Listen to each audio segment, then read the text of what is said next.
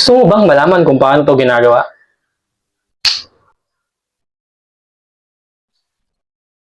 Curious ka, no?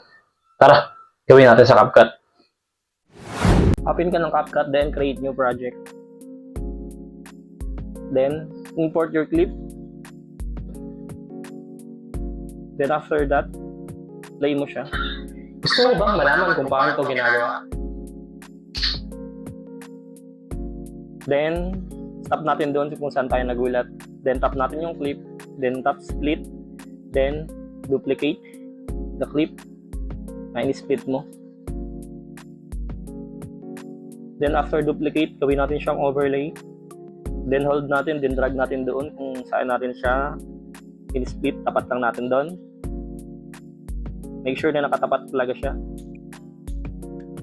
Then, after that, tap the overlay. Then, remove background. Auto removal. Then after that, check, tap the first clip, and hanapin mo yung mask.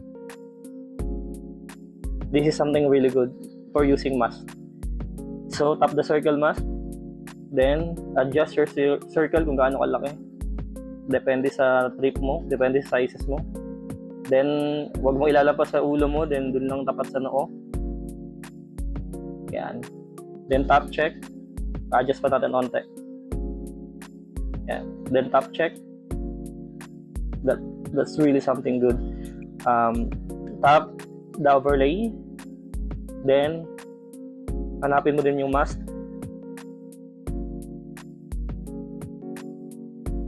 Then tap the circle mask again. Then drag mo dun sa clip mo na una. Then adjust the mask.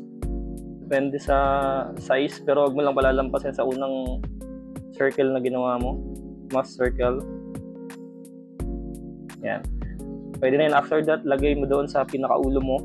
Then, kita mo na yung result, di ba? Then, top check. Then, play natin kung gagana na. Gusto mo bang malaman kung paano ito ginagawa?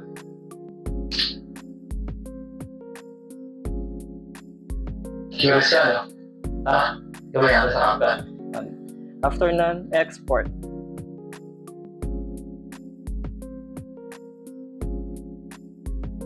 Madali lang, di ba? So, kaya mo na. Follow mo na ako. Baka naman.